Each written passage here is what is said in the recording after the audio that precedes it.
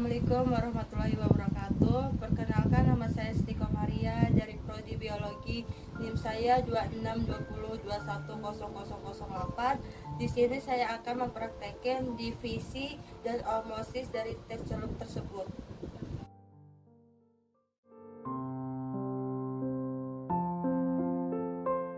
Ini ada 2 gelas dan 2 teh celup, dan di sini ada termos, dan sebelahnya ada di teko dingin. Ada 2 gelas, di sebelah kanan saya diisi dengan air panas dan sebelah kiri saya diisi dengan air dingin. Kita tunggu selama 3 menit. Ini hasil perbandingan selama 3 menit. Di sebelah kanan saya gelas yang diisi air panas berwarna merah, dan di sebelah kiri saya yang diisi air dingin berwarna pucat. Kesimpulan tes celup.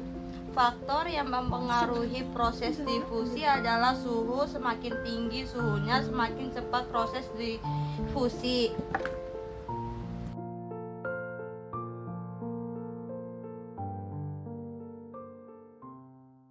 Di sini ada alat 2 buah cangkir mangkok, lalu di sebelah kanan saya diisi dengan air dingin dan di sebelah kiri saya diisi dengan air garam. Nah, selanjutnya di sini ada sebuah kentang. Baik, kita ukur.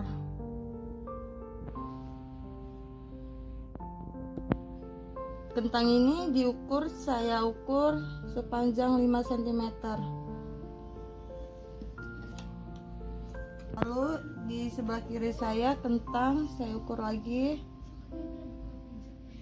sepanjang 5 cm juga. Masukkan ke kentangnya ke dalam air dingin dan air garam. Kita tunggu di dalam 30 menit. Kentang yang direndam 30 menit di dalam air garam mengalami perubahan warna. Warnanya mulai kuning kecoklatan. Lalu terjadi juga perubahan panjang. Ia ingin mengalami penyusunan. Ia mulainya 5 cm menjadi 4,7 cm. Baik, ukur.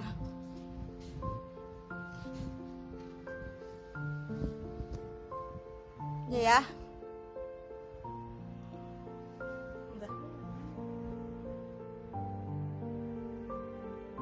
Kentang yang direndam pada air dingin atau air dingin terjadi perubahan warna, yaitu sedikit lebih dan perubahan lebih panjang. Ia ingin bertambah panjang yang awalnya 5 cm menjadi 5,1.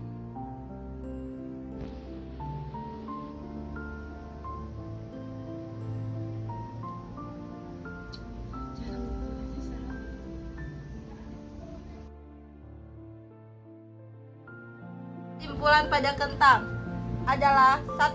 Osmosis merupakan proses perpindahan molekul-molekul pelarut atau air dari konsentrasi pelarut tinggi ke konsentrasi pelarut yang lebih rendah melalui membran diferensial permeable. 2. Larutan yang mempunyai konsentrasi lebih tinggi akan naik. Hal ini berarti bahwa pada terjadinya dari konsentrasi yang lebih rendah ke konsentrasi yang lebih tinggi. 3. Zat pelarut atau air akan perpindahan dari hipotonik ke hipertonik hingga isotonis yang mengakibatkan plasmolisis. 4. Potensial air pada sel dipengaruhi oleh larutan. Ketika larutan hipotenis maka molekul air Ketika larutan hipotenis, maka molekul air di lingkungan akan masuk ke dalam sel sehingga menambah berat sel. Ketika larutan hipertonis, maka molekul air di dalam sel akan keluar dan mengurai berat sel. 5. Kentang yang direndam dalam larutan gula mengalami osmosis, di mana kandungan air dalam kentang lebih besar sehingga air cenderung keluar yang mengakibatkan berat kentang berkurang atau hipertonis. Keenam, kentang yang direndam dalam air biasa mengalami difusi, di mana kandungan air yang ada di luar kentang lebih besar sehingga air cenderung masuk yang mengakibatkan berat kentang bertambah atau hipotenis. Ketujuh, difusi atau osmosis merupakan bagian dari transport pasif yang tidak memerlukan energi dalam prosesnya.